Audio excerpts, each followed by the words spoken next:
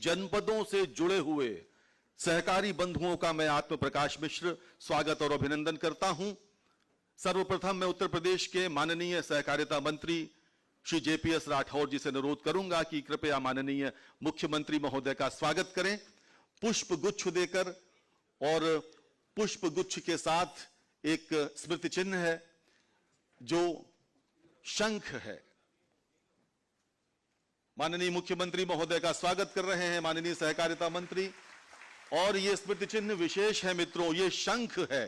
ये शंख जो भगवान श्री विष्णु के दाहिने हाथ में रहता है, जो विजय, सुख और समृद्धि का प्रतीक है, जो शंखनाद आज होना है बीपैक्स महाअभियान का, ये शंख ODOP का प्रोडक्ट। बहुत बहुत धन्यवाद। और अनुरोध करूंगा माननीय सहकारिता मंत्री महोदय से कृपया माननीय जल शक्ति मंत्री महोदय का भी स्वागत करें।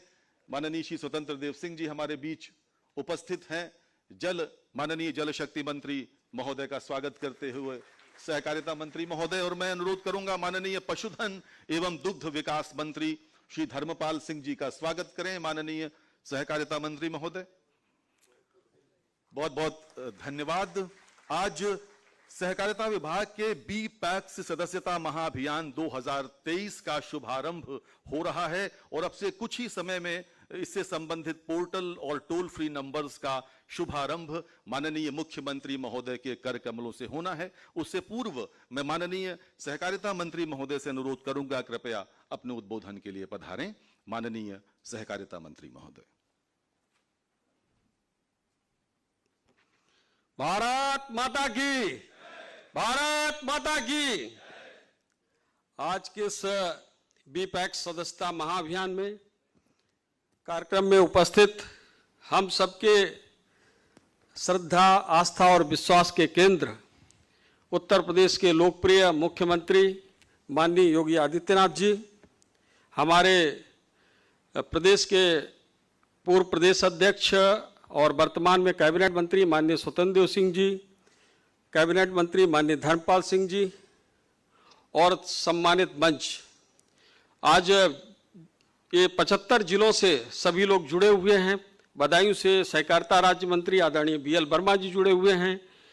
Captain general BK Singh ji Ghaziabad से जुड़े हुए हैं। संजीव बालियान जी, कपिल देव अग्रवाल जी मुजफ्फरनगर से, अजय मिश्रा टेनी जी लखीमपुर से, तमाम और हमारे सांसद, विधायक, मंत्री सभी लोग 75 जिलों से जुड़े हुए हैं। जिला सहकारी बैंकों के अध्यक्ष, सभी सभापति और सभी कॉपरेटर, उन सबको आज हम यहाँ से मंच से अभिनंदन करते हुए, अभिवादन करते हुए अपनी बात को रखना चाहता हूँ। सहकारिता विभाग पूर्व की सरकारों में पूरी तरीके से जर्जर अवस्था में पहुँच गया था। सहकारिता का मतलब, सहकारिता का पर्याय था भ्रष्टाचार, सहकारिता का पर्याय बन गई थी गबन का, सहकारिता पर्याय बन गई थी घोटाले का, सहकारिता पर्याय बन गई थी भर्ती घोटाले का। लेकिन आज माननीय मुख्यमंत्री योगी आदित्यनाथ जी के नेतृत्व में सहकारिता का मतलब है किसानों की समृद्धि, सहकारिता का मतलब है जन जन की आय की वृद्धि। इस तरह से आज सहकारिता एक नया आयाम ले रहा है। माननीय मुख्यमंत्री जी, हमने इस सदस्यता अभियान के माध्यम से सहकारिता के क्षेत्र में नए लोगों को जोड़ने का एक प्रयास शुरू किया है। आज आपके कर कमलों से आज इस सदस्यता अभियान का शुभारंभ होगा। हमने तय किया है कि प्रदेश में 20 लाख नए सदस्य बनाएंगे और प्रति पैक्स कम से कम 200 सदस्य, और इसके साथ साथ 200 रुपए से 500 रुपए का अंशधन भी उन लोगों से जमा कराएंगे। और इस तरह से 20 लाख सदस्य के साथ साथ पूरे प्रदेश में लगभग 100 करोड़ रुपए का जो अंश पूंजी इकट्ठा करी जाएगी। जो सहकारिता का मतलब होता है कि छोटी छोटी पूंजी इकट्ठी करके एक बड़ी पूंजी बनाना, ताकि हम बड़ा कोई काम कर सकें। इस तरह से तमाम लोगों को इस सहकारिता से जोड़कर इस आंदोलन को आगे बढ़ाना चाहते हैं। और आपके मार्गदर्शन में और आपके नेतृत्व में लगातार जिस तरीके से आपने चिंता की है, आपको बताना चाहता हूं कि आपने जो 16 जिला सहकारी बैंक थी जो डूब गई थी, रिजर्व बैंक ऑफ इंडिया के हमारे अधिकारी महोदय यहाँ पर बैठे हैं, कि क्या स्थिति थी कि उन पर तलवार लटकी हुई थी, उनको बैंकों को बंद करने की प्रक्रिया शुरू हो गई थी। आपके कुशल नेतृत्व में न केवल उन बैंकों को सुदृढ़ और सक्षम किया गया है, बल्कि आज सभी खातेदारों का पैसा दिया जा रहा है। और उन 16 बैंकों में से 11 बैंकें इस साल भर में प्रॉफिट में आ गई हैं। आगे एक साल में बाकी जो 5 बची बैंकें हैं वो भी प्रॉफिट में आ जाएंगी। लैंड डेवलपमेंट बैंक जो 15-20 साल से घाटे में चल रही थी और प्रदेश में, अपने प्रदेश के साथ साथ पूरे देश में 15 ऐसी रूरल डेवलपमेंट बैंक थी, 15 में से 9 रूरल डेवलपमेंट बंद हो चुकी थी और ये 10वां नंबर उत्तर प्रदेश की एलडीबी का था। लेकिन आपके कुशल नेतृत्व में हम सब लोगों ने प्रयास किया और आज आपको ये बताते हुए हर्ष हो रहा है कि लैंड डेवलपमेंट बैंक जहां अधिकारियों के, कर्मचारियों के वेतन के लाले पड़े हुए थे, वहां पर हमने एक साल में 100 करोड़ का प्रॉफिट कमाने का काम किया और 6 करोड़ 38 लाख का किसानों को लाभांश भी देने का काम किया है। माननीय मुख्यमंत्री जी, इस तरह से सहकारिता को नए नए आयाम आपके नेतृत्व में देना का काम हो रहा है। सभी हमारे कोऑपरेटिव क्षेत्र के जुड़े हुए लोग हैं, उनमें जबरदस्त उत्साह है कि सहकारिता को हम और आगे ले जाना चाहते हैं। अब इस तरह से हर पैक्स पर हम लगभग 1 लाख रुपए की अंश पूंजी इकट्ठी करेंगे और पहली बार होगा कि हम शेयर सर्टिफिकेट भी हम किसानों को दे रहे हैं। जो लोग अगर 200 रुपया भी जमा करेंगे, 500 जमा करेंगे, उन सभी किसानों को भी शेयर सर्टिफिकेट देंगे ताकि उनके पास एक रिकॉर्ड रहे और आगे आने वाले समय में कभी कोई जरूरत पड़े तो उसमें एक नॉमिनी का भी उसका लिए कॉलम है, वो नॉमिनी का भी नाम दर्ज उसमें कर सकता है। तो इस तरीके से बहुत बड़ी संख्या में इससे किसान बंधु हमारे जुड़ेंगे और हमारी नई जो नीति, केंद्र सरकार ने नया मंत्रालय बनाया है, माननीय अमित शाह जी के नेतृत्व में नए नए ढंग से काम हो रहे हैं, उन सभी नीतियों का लाभ सभी किसानों तक पहुंच सके, इसका पूरा प्रयास कर रहे हैं।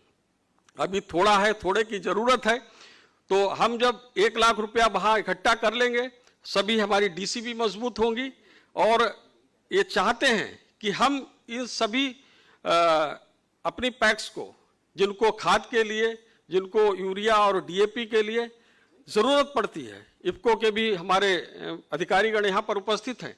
कभी कभी हमारे पैक्स को खाद इसलिए नहीं मिल पाती है कि उनके पास पर्याप्त धन नहीं होता है, तो वो चेक लगाओ तो गुड फॉर पेमेंट का चेक लगना चाहिए। तो उसके लिए हम व्यवस्था करना चाहते हैं माननीय मुख्यमंत्री जी कि 10 लाख रुपए की क्रेडिट लिमिट जो है डीसीबी के द्वारा बना दी जाए और अगर आपकी कृपा हो जाएगी तो उस क्रेडिट लिमिट पे जो भी ब्याज आएगा वो उत्तर प्रदेश सरकार दे देगी, तो आपकी बहुत बड़ी कृपा होगी। माननीय मुख्यमंत्री जी, इन्हीं शब्दों के साथ मैं अपनी बात को यहीं पर विराम देना चाहूंगा। जय हिंद, जय भारत, धन्यवाद। बहुत बहुत धन्यवाद माननीय मंत्री महोदय। उत्तर प्रदेश के सहकारिता विभाग की महत्वाकांक्षी योजना बी पैक्स का सदस्यता महाअभियान क्या है और भला कैसे ये उत्तर प्रदेश की तस्वीर बदलने वाला है, ये सब जानने के लिए आइए देखते हैं ये लघु फिल्म।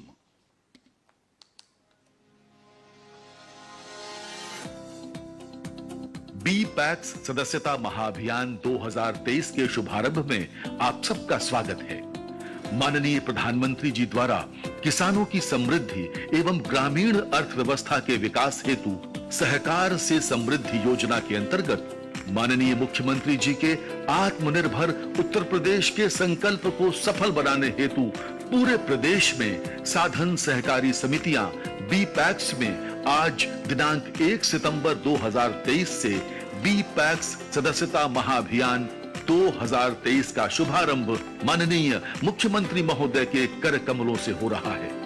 बी पैक्स की सदस्यता लेने से सदस्य को समिति की प्रबंध कमेटी के निर्वाचन में वोट देने का अधिकार प्राप्त होता है। साथ ही प्राइमरी से जिला, राज्य एवं राष्ट्रीय स्तर की सहकारी समितियों में प्रबंध कमेटी का सदस्य, संचालक, निदेशक एवं सभापति तक बनने का अवसर प्राप्त होता है। बी पैक्स में पहली बार सदस्यता के उपरांत सदस्य को शेयर सर्टिफिकेट भी दिए जा रहे हैं। वर्ष 2021 में भारत सरकार द्वारा पृथक से सहकारिता मंत्रालय के गठन के उपरांत बी पैक्स को बहुआयामी एवं बहुउद्देशीय बनाने के लिए अनेक परियोजनाएं लाई जा रही हैं। प्रदेश की ग्रामीण जनता को बी पैक्स के माध्यम से स्थानीय स्तर पर भी अनेक सुविधाएं उपलब्ध हो सकेंगी।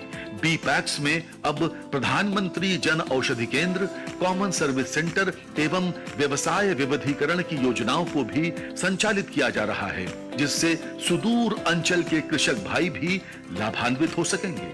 उत्तर प्रदेश सरकार द्वारा दी जा रही अतिरिक्त ब्याज अनुदान की सुविधा से मात्र 3% वार्षिक की दर पर फसली ऋण केवल बी पैक्स के माध्यम से सुलभ हो रहा है।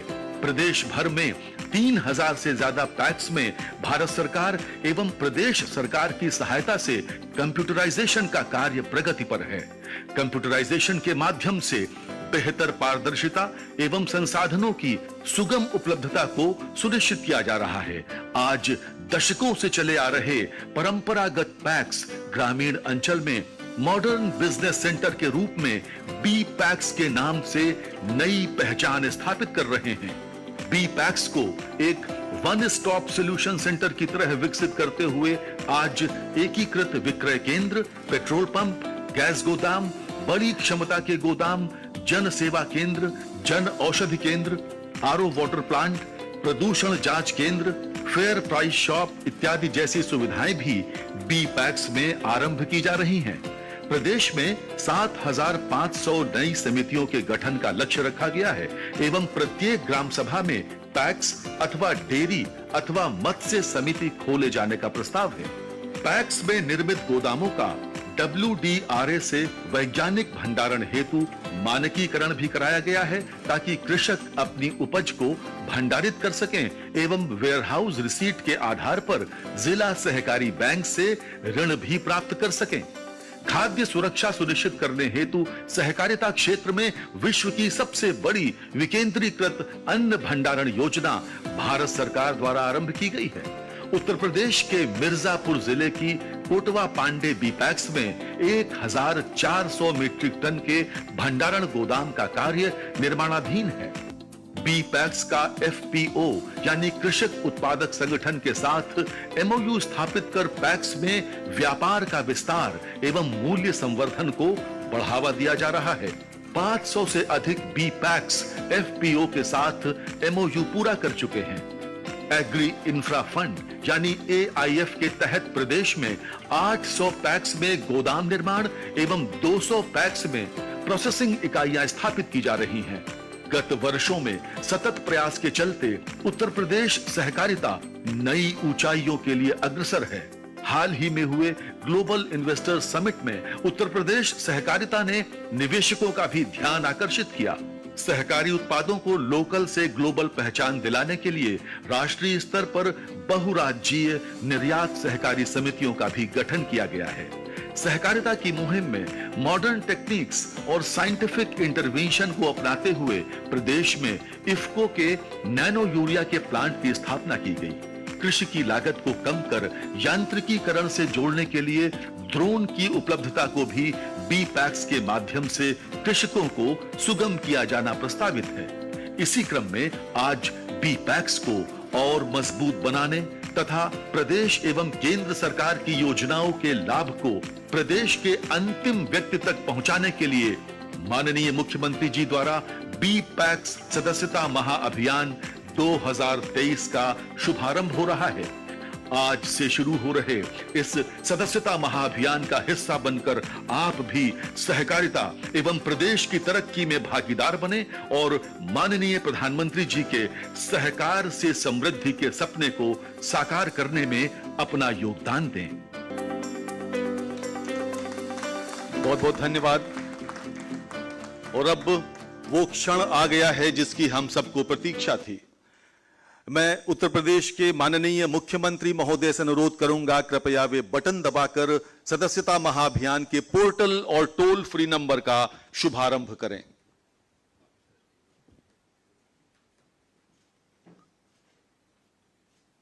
और इसी के साथ बटन दब गया है और सदस्यता महाअभियान का पोर्टल और टोल फ्री नंबर का शुभारंभ हो गया है। मित्रों, आज से सहकारिता के क्षेत्र में एक नया अध्याय शुरू हो रहा है। उत्तर प्रदेश का चहुमुखी विकास कर उसे भारत का आदर्श राज्य बनाने को संकल्पित और विकास के नए प्रतिमान गढ़ने वाले उत्तर प्रदेश के लोकप्रिय माननीय मुख्यमंत्री आदरणीय श्री योगी आदित्यनाथ जी को मैं अत्यंत आदरपूर्वक उनके संबोधन के लिए आमंत्रित करता हूं। माननीय मुख्यमंत्री महोदय।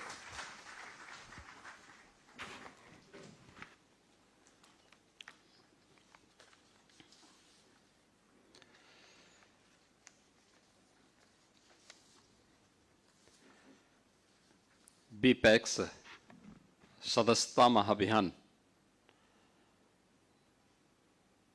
एवं टोल फ्री नंबर शुभारंभ के अवसर पर आयोजित आज के इस कार्यक्रम में प्रदेश सरकार में मंत्रिमंडल के मेरे वरिष्ठ सहयोगी, प्रदेश के जल शक्ति मंत्री श्री स्वतंत्र देव सिंह जी, प्रदेश के पशुधन और दुग्ध विकास विभाग के मंत्री श्री धर्मपाल सिंह जी,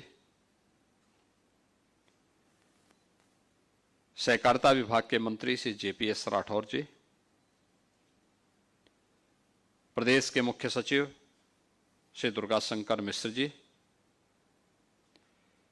कृषि उत्पादन आयुक्त श्री मनोज कुमार सिंह जी, प्रमुख सचिव सहकारिता श्री बीएल मीना जी, आज के इस कार्यक्रम में उपस्थित सभी माननीय जनप्रतिनिधिगण,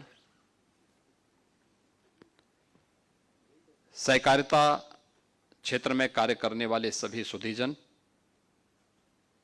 सभी हमारे वरिष्ठ प्रशासनिक अधिकारीगण और उपस्थित भाइयों बहनों, प्रदेश भर से सहकारिता अभियान के साथ जुड़े हुए सभी महानुभाव,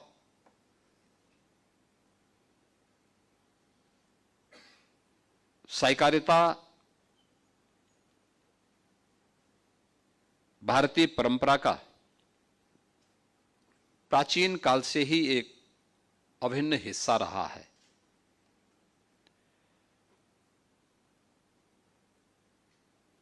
संयुक्त परिवारों की परंपरा उसका एक आदर्श उदाहरण है। हमारे गांवों में, हमारे कस्बों में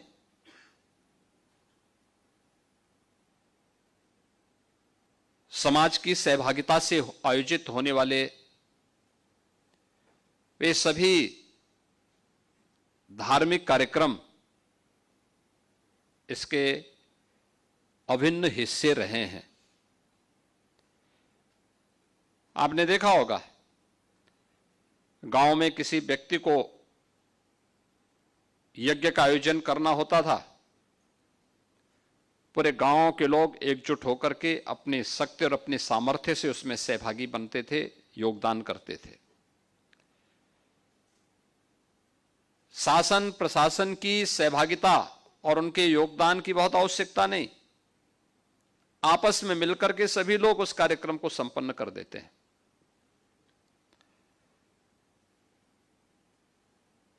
कोई मंदिर का निर्माण करना हो, पहले समाज मिलकर के विद्यालयों का निर्माण करता था, अच्छे अच्छे संस्थान खड़ा करता था। इस सहकारिता का ही एक आदर्श उदाहरण है। लेकिन एक समय सहकारिता के इस कार्य में सेंध लगी, गलत तत्व इसमें हावी हो गए और खासतौर पर देश की सबसे बड़ी आबादी के राज्य ने इसकी बड़ी कीमत चुकाई।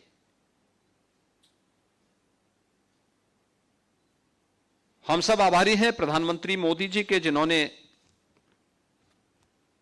2019 में दूसरी बार प्रधानमंत्री बनने के बाद सहकारिता को एक मंत्रालय का दर्जा दिया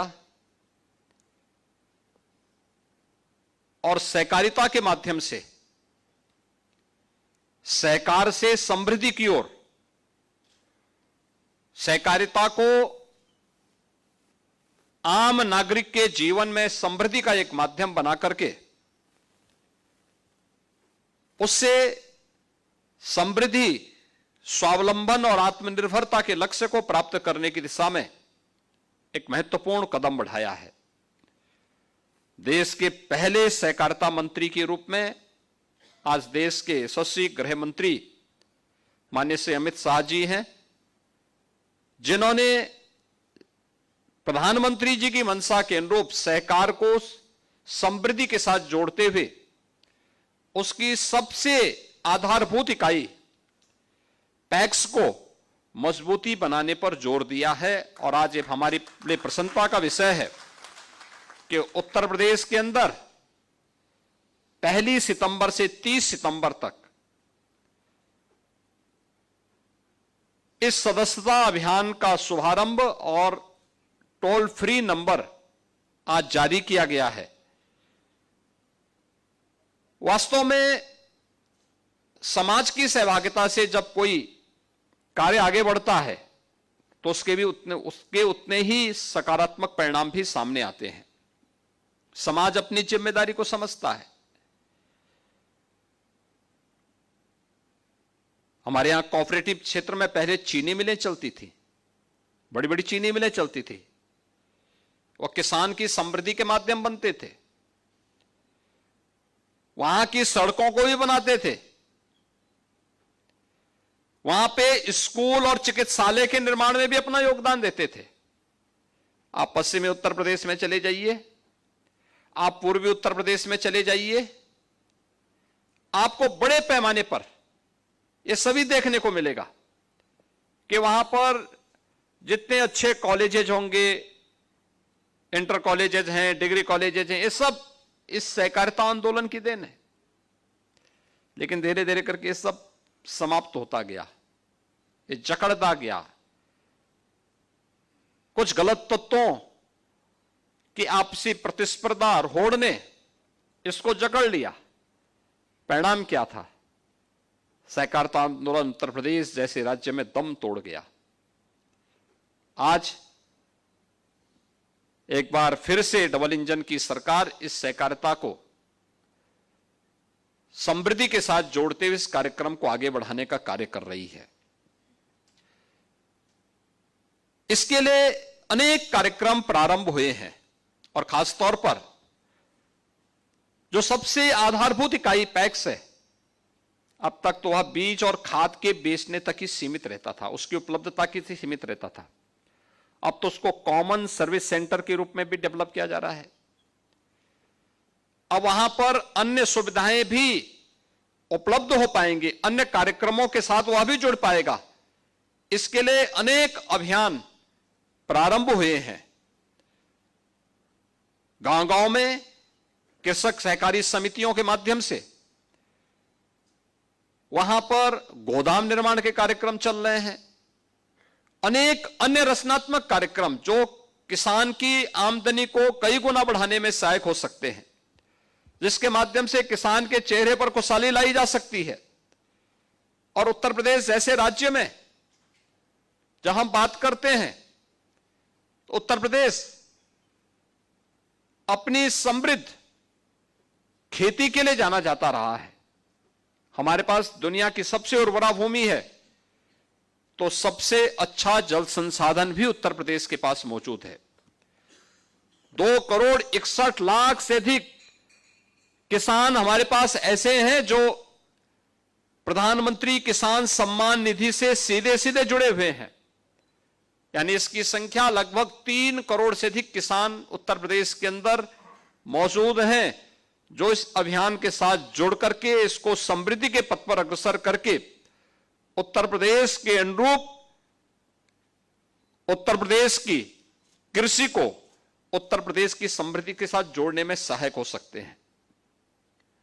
कृषि भारत के अंदर भी हम देखते हैं तो भारत की आजादी के समय कुल जीडीपी का 40% से अधिक शेयर कृषि का था। भारत की विकास की अर्थव्यवस्था में धीरे धीरे करके कम होता गया। आज भी 16 से 17% जो शेयर है वह कृषि के द्वारा आज भी निर्वहन किया जा रहा है। लेकिन उत्तर प्रदेश राज्य में अब भी 25 से 26% शेयर कृषि के पास है। हम इसमें और भी अच्छा योगदान दे सकते हैं। और मैं तो बार बार इस बात को कहता हूं, किसानों को समय पे बीज मिले, समय पे खाद मिले, किसानों को समय पर हमारी ये सभी इकाइयां पूरी प्रभावी ढंग से काम करना प्रारंभ कर दे, तो कोई कारण नहीं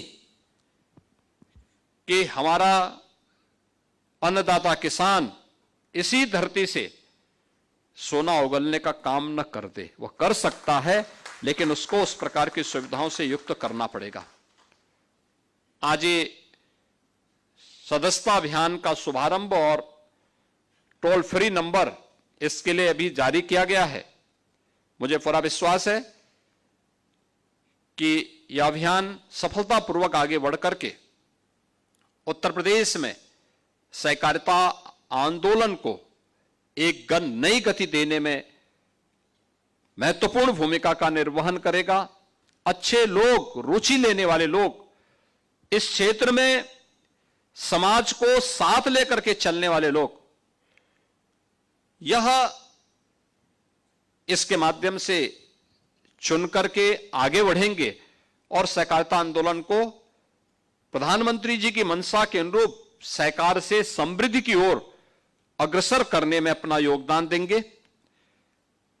इस संबंध में जो अभी यहां पर बात कही है, खासतौर पर उत्तर प्रदेश सहकारिता विभाग ने पिछले 5-6 वर्षों के अंदर हम लोगों को विरासत में मिली थी 16 जिला सहकारी बैंकों की स्थिति बहुत जर्जर हो चुकी थी। रिजर्व बैंक ने इनके लाइसेंस भी जब्त कर लिए थे। आज उस संबंध में जो प्रयास किए गए हैं, मैं धन्यवाद दूंगा भारत सरकार का भी, रिजर्व बैंक का भी। उन्होंने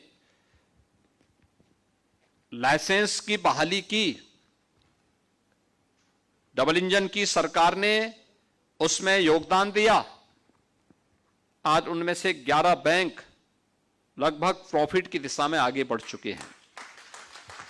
जो शेष बाकी हैं उसमें भी हमें कार्य करना होगा, लेकिन जो अन्य बैंक हैं इनकी भी कार्य पद्धति को बहुत माइक्रो मॉनिटरिंग की आवश्यकता है। मार्केट की कमी नहीं है, बिजनेस की कमी नहीं है, नेक नियति होनी चाहिए और इच्छा शक्ति होनी चाहिए। उसमें से बिजनेस कैसे आगे बढ़ सकता है, इसके बहुत अच्छे उदाहरण आपके यहां वीसी सखी हो सकती है, बैंकिंग कॉरेस्पॉन्डेंट सखी। हम लोगों ने गांव गांव में बैंकिंग सुविधा उपलब्ध करवाने के लिए कोविड कालखंड में यहां पर जो टीम मेरे साथ उस समय टीम 9 बनी हुई थी, उस टीम के समय में हम लोगों ने इस कार्यक्रम को आगे बढ़ाया था। उनके ट्रेनिंग करवाई गई और आज 56,000 वीसी सखी उत्तर प्रदेश के अंदर गांव गांव में जाकर के सफलतापूर्वक बैंकों के सभी प्रकार के लेन देन के कार्यक्रम को आगे बढ़ाने का काम कर रही है। ये वीसी सखी एक आदर्श उदाहरण है। और पहले लोग मेरे पास आते थे इस बारे में कहने के लिए, इस बारे में लोगों की शिकायत होती थी, कहते साहब हमारे यहां बैंक इतनी दूर है, 5 किलोमीटर दूर है, 7 किलोमीटर दूर है, एक बैंक खुलवा देते, एक पत्र लिखवा देते। हम लोग भी बैंकों से कहते थे कि भाई हमारे प्रदेश में थोड़ा बैंक की शाखा बढ़ाइए, ये बढ़ी भी, लेकिन बैंक की शाखा बढ़ाने भर से नहीं, आखिर उसके लिए उनका इंफ्रास्ट्रक्चर पे भी पैसा खर्च होता है, उतना मैन पावर चाहिए, और उतना बिजनेस नहीं हुआ तो फिर कैसे चलेगा। लेकिन आज मैं कह सकता हूं वीसी सखी आने के बाद बैंक की शाखा लोग लगभग भूल ही गए हैं, लेकिन फिर भी मैंने सहकारिता विभाग से इस बारे में कहा है हम इसके एक मैपिंग कराएं पूरे प्रदेश भर की, जहां पे बैंक की शाखा की आवश्यकता है प्रदेश के विकास के लिए, प्रदेश की कृषि की, किसानों अन्नदाता किसानों की दृष्टि से।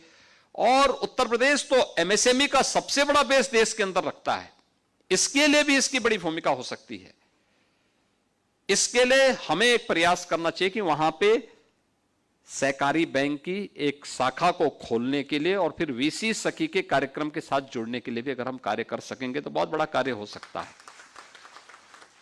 तो पहले चरण में हम इसको करें, फिर देखें कि जो बैंक हमारे मौजूदा स्तर पर चल रहे हैं, इन बैंक्स को हम कैसे आगे बढ़ा सकते। ये बैंक अच्छे ढंग से प्रॉफिट कमाए, ऐसा तो नहीं कि कुल जमा पूंजी से ज्यादा लोन वितरित करके फिर वे भी कंगाल बनने की ओर अग्रसर हैं। और इसकी नियमित रूप से इसकी समीक्षा विभाग के स्तर पर होना बहुत आवश्यक है। दूसरा है कि लोन देने वाले लोगों की पात्रता को भी देखना, वह व्यक्ति पात्रता रखता है कि नहीं रखता है। ऐसा तो नहीं कि लोन लेने का मतलब लोग इन्हें समझ, कोई व्यक्ति ऐसा ना समझे, क्योंकि कुछ लोगों का धंधा ही होता है लोन लेना और फिर गायब हो जाना। उससे अच्छा है पात्रता को हम चिन्हित पहले चरण में कर लें और अच्छे ढंग से इस कार्यक्रम को आगे बढ़ाएं। बिजनेस की कमी नहीं, कार्य की भी कमी नहीं, और फिर कहां कहां पे नई ब्रांचेस खोलनी है इसको भी सफलतापूर्वक आगे बढ़ाना। अगर ये सभी कार्य हमारे हो जाते हैं तो फिर तीसरे चरण में हम one district one cooperative bank की इस परिकल्पना को भी हमें साकार करने की दिशा में आगे बढ़ना चाहिए। राज्य सरकार इस संबंध में पूरा सहयोग करेगी। हम भी चाहते हैं बैंक नजदीक हो और अच्छे बैंक खुले, अच्छे तरीके से आगे बढ़े। आज तो उत्तर प्रदेश निवेश के एक सबसे अच्छे गंतव्य के रूप में आगे बढ़ रहा है। हमारा वन डिस्ट्रिक्ट वन प्रोडक्ट का कार्यक्रम देश के अंदर छा गया है। आज आत्मनिर्भरता के लक्ष्य के लिए प्रधानमंत्री जी भी इस बात को कहते हैं कि आत्मनिर्भरता के लक्ष्य को प्राप्त करना है तो हमें लोकल फॉर ग्लोबल के बारे में विचार करना होगा, इसकी दिशा से कार्य करना होगा। इसमें एमएसएमई विभाग के द्वारा भी जो कार्य प्रारंभ हुए हैं, अपने लोकल प्रोडक्ट के लिए, उनकी पैकेजिंग के लिए, उनकी डिजाइनिंग के लिए, उनकी मार्केटिंग के लिए एक बड़े अभियान को आगे बढ़ाया जा रहा है। उत्तर प्रदेश में पैकेजिंग इंस्टीट्यूट खुल रहा है, all India institute of packaging की स्थापना उत्तर प्रदेश के लखनऊ में हो रही है। डिजाइनिंग इंस्टीट्यूट की स्थापना हो रही है। अन्य तमाम नए तरीके से इसको आगे बढ़ाने का कार्य हो रहा है। एक नई होड़ लगी है कि हम भी लोकल प्रोडक्ट को आगे बढ़ाने में मदद करें, योगदान दें, और मुझे लगता है कि ये सभी एक साथ मिलकर के आगे बढ़ सकता है। बहुत अच्छा कार्यक्रम इसके माध्यम से हम आगे बढ़ा सकते हैं। ये इस प्रक्रिया के साथ अगर हम जुड़ते हैं तो यह बैंकों के प्रति भी आम जन के विश्वास को बहाल करने में मदद मिलेगी, और राज्य सरकार भी चाहती है कि इस दिशा में हम लोग एक नया प्रयास प्रारंभ कर सकते हैं इसको। दूसरा है, जितनी भी साधन सहकारी समितियां हैं, इनकी क्रेडिट लिमिट को, अभी जो हमारे पास 7,500 पैक्स हैं, इनमें यूरिया, डीएपी यानी फर्टिलाइजर आदि की ही खरीद के लिए हमें जो लिक्विडिटी चाहिए, उसकी जो आवश्यकता है, उससे काफी कम इनका जो है क्रेडिट लिमिट है। जबकि जो प्रदेश की आवश्यकता के अनुरूप पर जो पैक्स है, उसको 10 लाख की क्रेडिट लिमिट आवश्यक है। इस संबंध में मैं चाहूंगा कि इस पर तत्काल हमें कार्रवाई को आगे बढ़ा करके जो 7,500 पैक्स हैं, इसके लिए 10 लाख की जो क्रेडिट लिमिट है, इसको हमें आगे बढ़ाना चाहिए, जिससे किसान को इससे सहूलियत होगा और हम इसको और अच्छे ढंग से आगे बढ़ा सकेंगे। राज्य सरकार इस संबंध में पूरा सहयोग करेगी। आने वाले समय में कृषि विभाग के साथ मिलकर के हमें फसली ऋण के बारे में विचार करना चाहिए, और मैंने तो ओडीओपी में एमएसएमई विभाग से भी कहा है कि ओडीओपी में या विश्वकर्मा श्रम सम्मान में हम जब बैंक से किसी हस्तशिल्पी या कारीगर को पैसा दिलाते हैं, डिजिटल पेमेंट के साथ हम उसको जोड़ें, और डिजिटल पेमेंट पर अगर समय से अपनी किस्त भर लेता है तो जो ब्याज आता है उस ब्याज में राज्य सरकार के स्तर पर उसको इंसेंटिव दिए जाने की व्यवस्था होनी चाहिए, जिससे हम लोकल स्तर पर अपनी हस्तशिल्पी और कारीगरों को प्रोत्साहित कर सके। विश्वकर्मा श्रम सम्मान का हो या ओडीओपी में हो। और अच्छा होगा हम कोऑपरेटिव बैंक से उसको जोड़े, उसका बिजनेस बढ़ेगा। छोटी छोटी पूंजी की आवश्यकता है, किसी को 2 लाख, किसी को 5 लाख, किसी को 50,000। रामचंद्र प्रधान जैसे लोग हैं, लोग अगर कहीं कोई सैलून खुलवाना चाहेंगे 5 लाख रुपए में किसी व्यक्ति के लिए खुल सकता है। 5 लाख में कितना उसका ब्याज होगा? बहुत कम ब्याज। अगर उस ब्याज में से 50%, 60% या 75% हमने अपने स्तर पर दिया, बहुत पैसा नहीं खर्च होगा। लेकिन एक परिवार स्वावलंबन की ओर अग्रसर होगा। वह व्यक्ति अपने साथ कई लोगों को रोजगार दे देगा, कई लोगों को रोजगार दे देगा। और उत्तर प्रदेश की योजना, चाहे ओडीओपी की हो, विश्वकर्मा श्रम सम्मान की हो, आज ये राष्ट्रीय योजना बन चुकी है। इन्हें हमें सफलतापूर्वक आगे बढ़ाना चाहिए। और मुझे लगता है सहकारिता आंदोलन के साथ इन कार्यक्रमों को आगे बढ़ाना चाहिए। आज के इस अवसर पर एक बार फिर से मैं बीपैक्स सदस्यता महाअभियान के अवसर पर टोल फ्री नंबर जारी होने और इस महाअभियान के शुभारंभ के अवसर पर अपनी शुभकामनाएं देता हूं और विश्वास व्यक्त करता हूं सहकारिता विभाग उत्तर प्रदेश सफलतापूर्वक आदरणीय प्रधानमंत्री जी की मंशा के अनुरूप सहकारिता आंदोलन को सहकार से समृद्धि की ओर अग्रसर करने में अपना पूरा योगदान देगा। और मैं शासन की ओर से सहकारिता विभाग को इस बात के लिए आश्वस्त करता हूं कि राज्य सरकार पूरी मजबूती के साथ इस सहकार आंदोलन को और मजबूती प्रदान करने में अपना योगदान देगा। बहुत बहुत धन्यवाद। जय हिंद। बहुत बहुत धन्यवाद माननीय मुख्यमंत्री महोदय आपके आशीर्वचन के लिए